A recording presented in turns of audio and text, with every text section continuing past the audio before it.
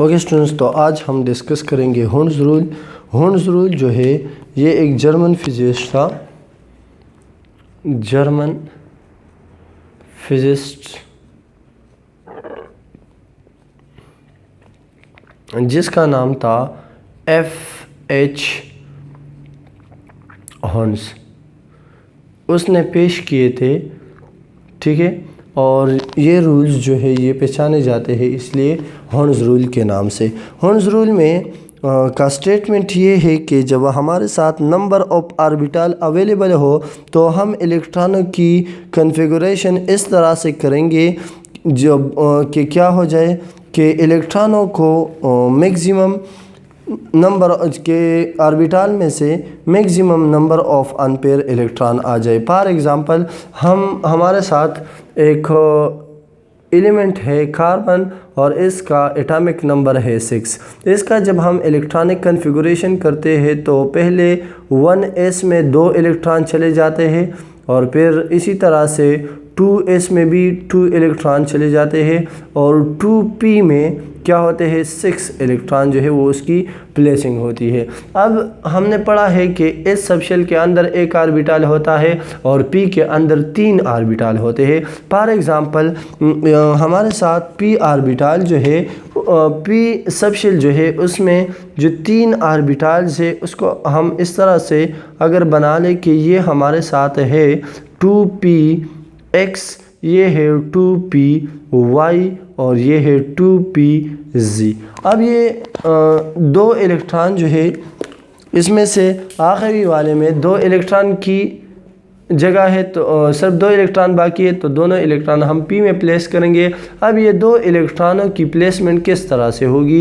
एक तो ये है कि इसकी जिस तरह से 2 रूल्स है कि पहले इलेक्ट्रॉन इसमें पिल करे यानी कि दोनों इलेक्ट्रॉन जो है वो एक ऑर्बिटल में प्लेस कर ले, या हम इस तरह की कॉन्फ़िगरेशन कर ले कि ये हमारे साथ 2px है, ये 2py है और ये वाला 2pz है। तो हम इलेक्ट्रॉनों की कॉन्फ़िगरेशन इस तरह कर ले कि एक को यहाँ पे एंटी क्लॉकवाइज और यहाँ पे क्लॉकवाइज रख के, या तीसरा जो पॉसिबिलिटी है इलेक्ट्रॉनिक कॉन्फ़िगरेशन के लिए कि अगर हमारे साथ 3 अब ये जो ऑर्बिटल है p में है सबशेल इसका सेम है लेकिन ऑर्बिटल चेंज है तो इसके एनर्जी भी सेम होगी, एनर्जी में इसका डिफरेंस नहीं होता। इसलिए हम कहते हैं कि इसके डिफरेंट पॉसिबिलिटीज़ है कि या तो दोनों एक में, या दोनों अलग अलग में अपोजिट में,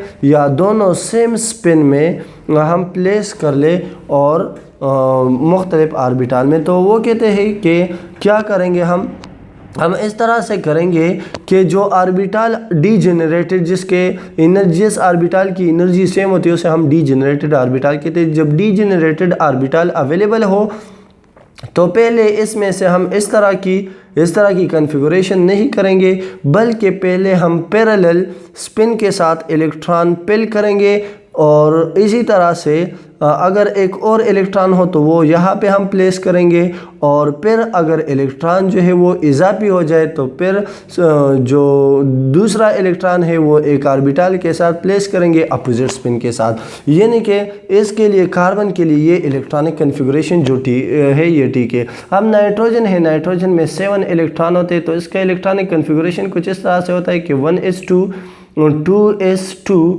2p और इसमें 3 इलेक्ट्रॉन आते हैं। तो इसका अब इलेक्ट्रॉनिक कॉन्फ़िगरेशन हम किस तरह से करेंगे? तो p में बाकी तो कोई इशू नहीं है, लेकिन जो p है इसमें 3 ऑर्बिटल होते हैं 2px 2py और 2pz। अब हम इलेक्ट्रॉनिक कॉन्फ़िगरेशन किस तरह करते हैं?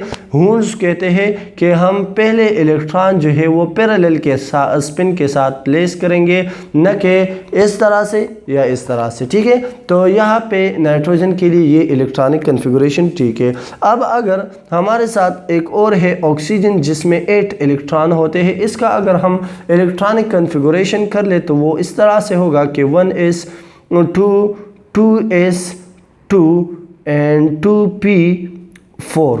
ठीक है, तो अब हम अगर डीजेनरेटेड ऑर्बिटल बना ले तो p में 3 ऑर्बिटल्स होते हैं फॉर एग्ज़ाम्पल ये 2px है, ये 2py है और ये वाला 2pz है। अब हम इलेक्ट्रॉनिक कन्फिगुरेशन करेंगे तो ये 4 इलेक्ट्रॉन जो है, एक ऑर्बिटल में तो सिर्फ 2 इलेक्ट्रॉन आ सकते हैं, तो हम क्या करेंगे, पहले इस तरह से करेंगे कि सेम स्पिन के साथ इसकी पिलिंग कर दिए। अब एक इलेक्ट्रॉन जो है इजाफी हो गया तो इसको यहाँ पे इसके साथ अपोजिट स्पिन के साथ लगा लेंगे, ठीक है। तो इसी तरह से हम इलेक्ट्रॉनिक कन्फिगुरेशन जो है वो कंटिन्यू रखेंगे। यानी कि अगर फ्लोरीन है, फ्लोरीन में 9 इलेक्ट्रॉन है तो इसका इलेक्ट्रॉनिक कन्फिगुरेशन होगा 1s2 2s2 2p5 होगा। तो अब इसमें अगर हम डीजेनरेटेड को देख ले, इसमें तो कोई इशू नहीं है, बस स्पेरिकल ऑर्बिटल है और उसमें क्या होगा, 2 इलेक्ट्रॉन प्लेस होगी,